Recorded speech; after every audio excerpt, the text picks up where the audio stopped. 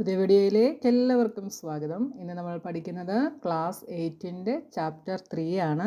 നിങ്ങൾക്ക് വീഡിയോസ് ഇഷ്ടപ്പെട്ടാൽ channel subscribe ചെയ്യാനും നിങ്ങളുടെ ഫ്രണ്ട്സിനൊക്കെ ഷെയർ ചെയ്ത് കൊടുക്കാനും മറന്നു പോകരുത്. അപ്പോൾ എന്താണ് ഈ ചാപ്റ്ററിൽ നമുക്ക് പഠിക്കാനുള്ളതെന്ന് നോക്കാം. A story of numbers. നമ്പേഴ്സിൻ്റെ സ്റ്റോറിയാണ് ഈ ചാപ്റ്ററിൽ നമ്മൾ പഠിക്കുന്നത്. അപ്പോൾ നമുക്കിത് ഒരു സ്റ്റോറി പോലെ കുറേ വായിച്ച് പറയാനുണ്ട്. അപ്പോൾ നിങ്ങളുടെ ടെക്സ്റ്റ് ബുക്കിൽ നിന്ന് ഇമ്പോർട്ടൻ്റ് ആയിട്ട് എനിക്ക് തോന്നിയ കുറച്ച് കാര്യങ്ങൾ മാത്രമാണ് ഞാനിവിടെ എടുത്തിട്ടുള്ളത്. അപ്പോൾ എന്താണെന്ന് നമുക്ക് നോക്കാം. Around 4000 years ago there flourished a civilization in a region called Mesopotamia in the western part of Asia, containing a major part of the present day Iraq and a few other neighboring countries. This is one of the way they wrote their numbers.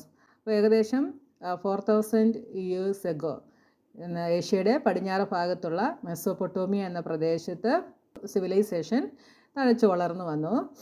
ഇന്നത്തെ ഇറാഖിൻ്റെ ഒരു പ്രധാന ഭാഗവും മറ്റ് ചില അയൽ രാജ്യങ്ങളും ആ പ്രദേശത്തുണ്ടായിരുന്നു. അവർ അവരുടെ സംഖ്യകൾ എഴുതിയ രീതികളിലൊന്നായിരുന്നു ഇവിടെ നമുക്ക് തന്നിട്ടുള്ളത്. നോക്കിയേ, അവരെഴുതിയ സംഖ്യകളുടെ ഒരു രീതിയാണ് ഇവിടെ പിക്ചറിൽ കാണിച്ചിട്ടുള്ളത്. Okay, the structure of the modern oral and written numbers that we use today had its origin thousand of years ago in India.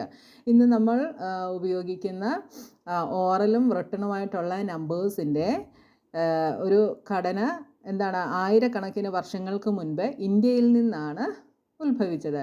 Ancient Indian text such as Yajurveda Samhita mention name of numbers based on powers of 10 almost as we say them orally today. നമ്മൾ ഇന്ന് പറയുന്ന 10ൻ്റെ പവേഴ്സിലുള്ള പവേഴ്സിനെ അടിസ്ഥാനമാക്കിയുള്ള നമ്പേഴ്സിൻ്റെ പേരുകൾ ഇവിടെ പറയുന്നുണ്ട്.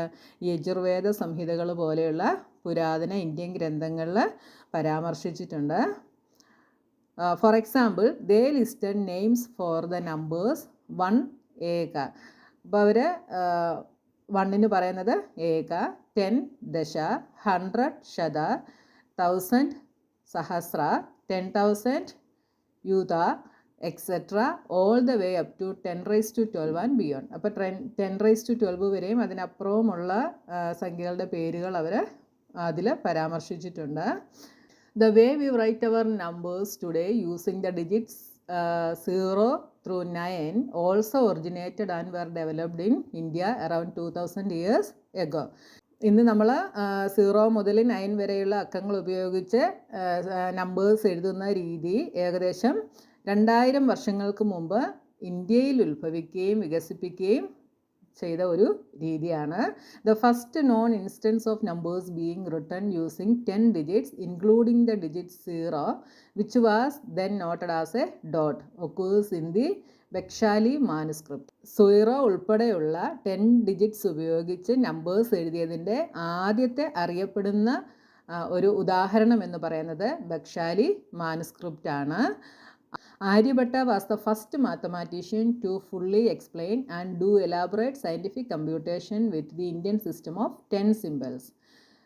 10 symbolസിൻ്റെയും Indian system പൂർണ്ണമായി വിശദീകരിക്കുകയും നടപ്പിലാക്കുകയും ചെയ്ത ആദ്യത്തെ മാത്തമാറ്റീഷ്യൻ ആരാണ്?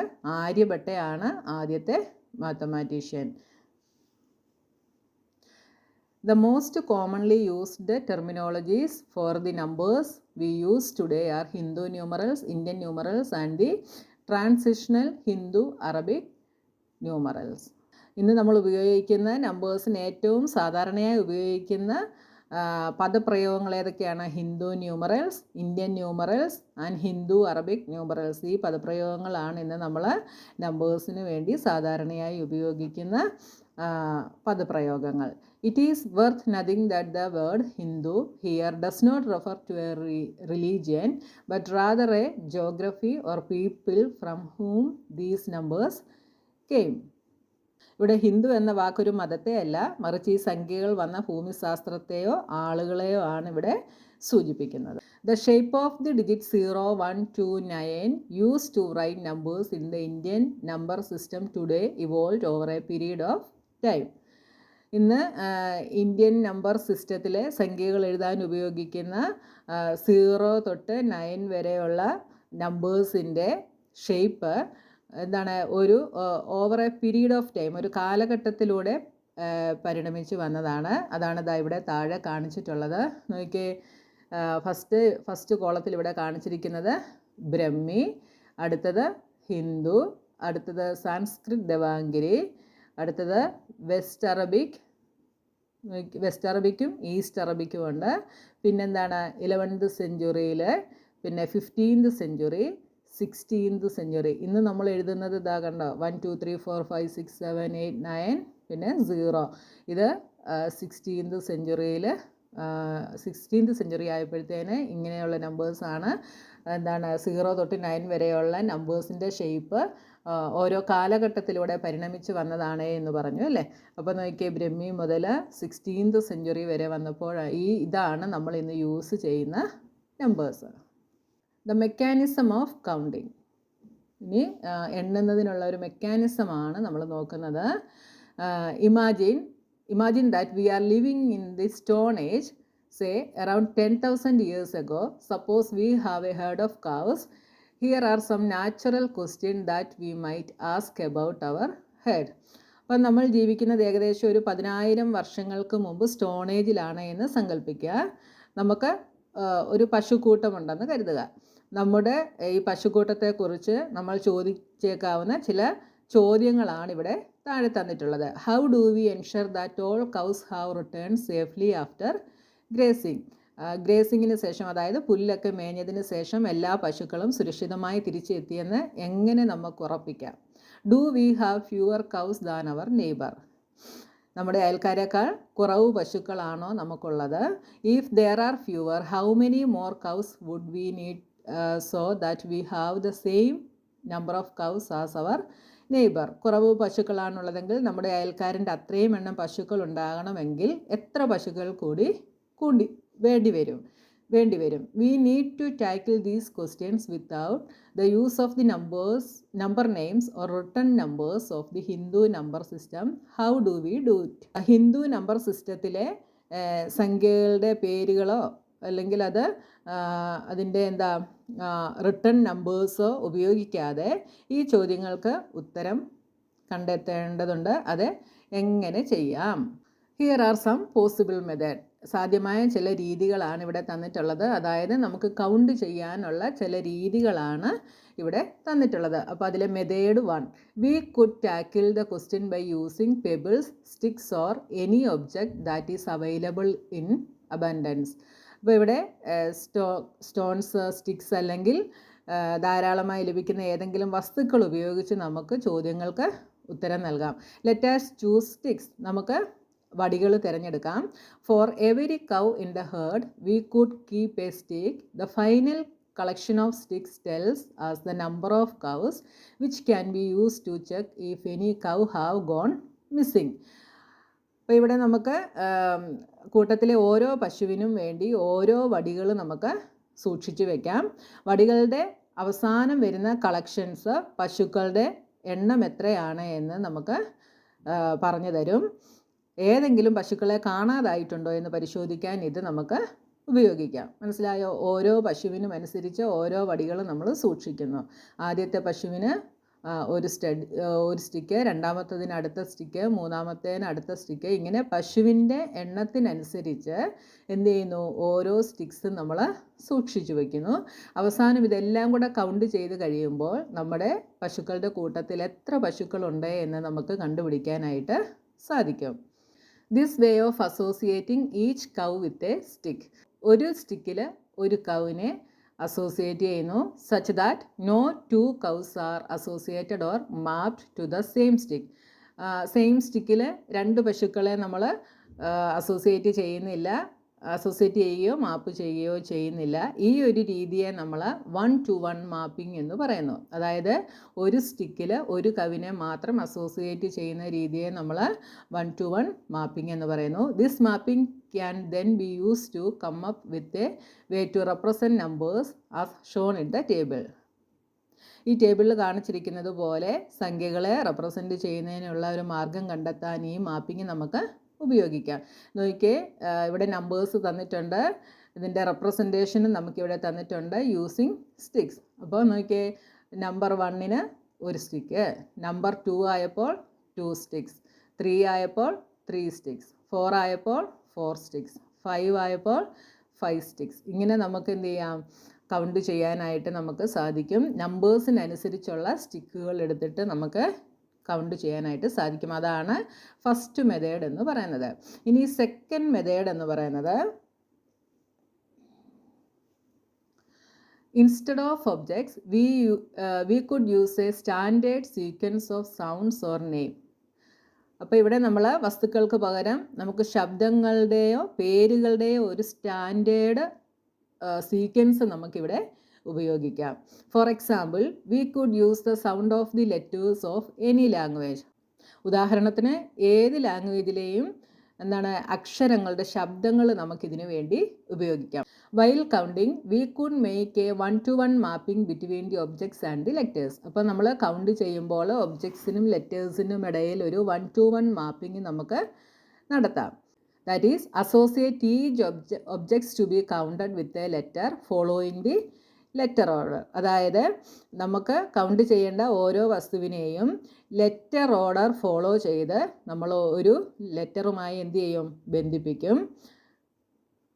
This mapping can then be use to come up with a way of verbally representing numbers. ഈ മാപ്പിംഗ് പിന്നീട് നമുക്ക് നമ്പേഴ്സിനെ വെർബലി റെപ്രസെൻറ്റ് ചെയ്യുന്നതിനുള്ള ഒരു മാർഗം കൊണ്ടുവരാൻ വേണ്ടി നമുക്ക് ഉപയോഗിക്കാം.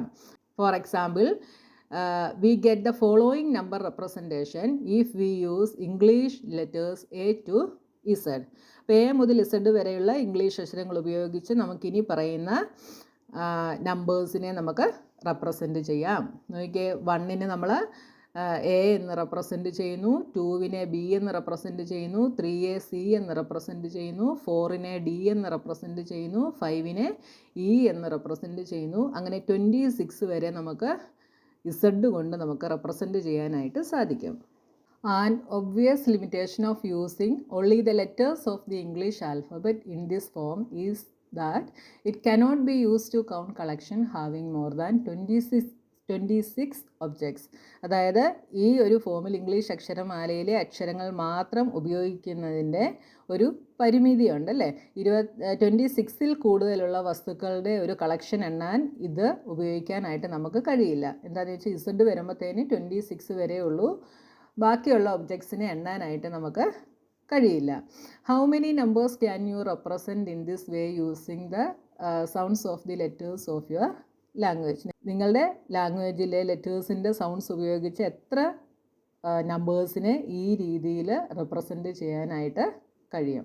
നമുക്ക് Z വരെ 26 ലെറ്റേഴ്സേ ഉള്ളൂ, അതുകൊണ്ട് നമുക്ക് 26 നമ്പേഴ്സിനെ നമുക്ക് റെപ്രസെൻറ്റ് ചെയ്യാനായിട്ട് കഴിയത്തുള്ളൂ. We could use a sequence of written symbols as follows. അതേപോലെ നമുക്ക് താഴെ തന്നിരിക്കുന്നത് പോലെ റിട്ടൺ സിമ്പിൾസിൻ്റെ ഒരു സീക്വൻസ് നമുക്ക് ഉപയോഗിക്കാനായിട്ട് കഴിയും. നോക്കിയേ, 1-നെ നമുക്കിങ്ങനെ റെപ്രസെൻറ്റ് ചെയ്യാം, 2, 3, 4, 5 ഇങ്ങനെ റിട്ടൺ സിമ്പിൾസ് യൂസ് ചെയ്തിട്ട് നമുക്ക് നമ്പേഴ്സിനെ എഴുതാനായിട്ട് കഴിയും. ഇവിടെ വരെ 20 വരെയുള്ള നമ്പേഴ്സ് നമുക്കിവിടെ തന്നിട്ടുണ്ട്. അപ്പോൾ ഇവിടെ 10 വരെ എഴുതിയിട്ടുണ്ട്. ഇവിടെ 11 വന്നപ്പോൾ നോക്കിയാൽ 11 എന്ന് പറയുന്നത് 10 + 1 ആണല്ലേ. അപ്പോൾ 10-ൻ്റെ സിമ്പലും 1-ൻ്റെ സിമ്പലും കൂടെ ചേർത്ത് 11 ഇവിടെ എഴുതി. അടുത്തത് 12 വരുമ്പോൾ 10 + 2 ആണ്. അപ്പോൾ 10-ൻ്റെ സിമ്പലും 2-ൻ്റെ സിമ്പലും കൂടെ ചേർത്ത് ഇവിടെ എഴുതി. 13 എന്ന് പറയുന്നത് 10 + 3 ആണ്. അപ്പോൾ 10-ൻ്റെ സിമ്പലും 3-യുടെ സിമ്പലും കൂടെ ചേർത്ത് 13 എഴുതി. ഇങ്ങനെ നമുക്ക് റിട്ടൺ സിമ്പിൾസ് യൂസ് ചെയ്തിട്ട് നമുക്ക് എഴുതാനായിട്ട് കഴിയും. From the discussion above, we see that for counting and finding the size of a collection, we need a standard sequence of objects or names or written symbols that has a fixed order. അപ്പോൾ മുകളിലത്തെ ഡിസ്കഷനിൽ നിന്ന് നമുക്ക് ഒരു കളക്ഷൻ്റെ size കണ്ടെത്തുന്നതിനോ അത് count ചെയ്യുന്നതിനോ നമുക്കൊരു ഒബ്ജക്ട്സിൻ്റെയോ നെയിംസിൻ്റെയോ written സിമ്പിൾസിൻ്റെയോ ഒരു standard sequence നമുക്ക് ഫിക്സ്ഡ് ഓർഡറിൽ ആവശ്യമാണ് എന്ന് നമുക്ക് കാണാനായിട്ട് കഴിയും. Let us call this standard sequence a number system. അപ്പോൾ നമുക്ക് ഈ സ്റ്റാൻഡേർഡ് സീക്വൻസിനെ നമുക്ക് നമ്പർ സിസ്റ്റം എന്ന് നമുക്ക് വിളിക്കാം. മനസ്സിലായല്ലോ? The standard sequence or number system given in method 3 was actually the system used in Europe before it got replaced by the Hindu number system. അപ്പോൾ ഇത് ഈ മെത്തേഡ് 3യിൽ നമ്മൾ പറഞ്ഞിരിക്കുന്ന ഈ സ്റ്റാൻഡേർഡ് സീക്വൻസ് അല്ലെങ്കിൽ നമ്പർ സിസ്റ്റം ഇത് നേരത്തെ എന്താണ് യൂറോപ്പിൽ യൂസ് ചെയ്തിരുന്ന ഒരു സിസ്റ്റമാണ്. ഇത് ഹിന്ദു നമ്പർ സിസ്റ്റം ഉപയോഗിച്ച് ഇതിനെ റീപ്ലേസ് ചെയ്യുന്നതിന് മുമ്പ് ഇത് യൂറോപ്പിൽ യൂസ് ചെയ്തിരുന്ന ഒരു സിസ്റ്റമാണ്. It is called the Roman number system. ഇതിനെ നമ്മൾ റോമൻ നമ്പർ സിസ്റ്റം എന്ന് വിളിക്കും. ഈ എഴുതിയിരിക്കുന്ന മെത്തേഡ് 3യിൽ അതെന്താണ് റോമൻ നമ്പർ സിസ്റ്റമാണ്. It was widely used in Europe for centuries and was convenient for many purposes but had the similar drawback that one cannot write arbitrarily large numbers without introducing more and more symbols. അപ്പോൾ ഇതിൻ്റെ ഒരു drawback എന്ന് പറയുന്നത് എന്താണ്? Large നമ്പേഴ്സിനെ നമുക്ക് കൂടുതൽ symbols ഇല്ലാതെ നമുക്ക് ഇതിന് എഴുതാൻ കഴിയില്ല എന്നുള്ളത് ഇതിൻ്റെ ഒരു ഡ്രോബാക്ക് ആയിരുന്നു. അപ്പം നമ്മൾ 3 മെത്തേഡ്സ് നമ്മൾ പഠിച്ചു. ഒന്ന്, ഓരോ ഒബ്ജക്ട്സിനും അനുസരിച്ച് ഓരോ സ്റ്റിക്ക് കളക്ട് ചെയ്യുന്ന മെത്തേഡാണ് മെത്തേഡ് 1 എന്ന് പറയുന്നത്. മെത്തേഡ് 2 എന്തായിരുന്നു? നമ്മൾ നമ്പേഴ്സിനനുസരിച്ച് ലെറ്റർ ഏതെങ്കിലും ഒരു ലാംഗ്വേജിലെ ലെറ്റർ യൂസ് ചെയ്ത് നമ്പേഴ്സിനെ റെപ്രസെൻറ്റ് ചെയ്യുന്ന രീതിയായിരുന്നു സെക്കൻഡ് മെത്തേഡ്. തേർഡ് മെത്തേഡ് എന്ന് പറയുന്നത് റോമൻ നമ്പർ സിസ്റ്റമാണ്. ഇതിൻ്റെയും ഡ്രോബാക്ക് ഒത്തിരി വലിയ നമ്പേഴ്സിനെ നമുക്ക് കൂടുതൽ സിമ്പിൾസിനെ ഇൻട്രൊഡ്യൂസ് ചെയ്യാതെ നമുക്കിതിനെ എന്ത് ചെയ്യാൻ പറ്റില്ല, എഴുതാനായിട്ട് കഴിയില്ല എന്നുള്ളത് ഈ ഒരു സിസ്റ്റത്തിൻ്റെ ഡ്രോബാക്ക് ആയിരുന്നു.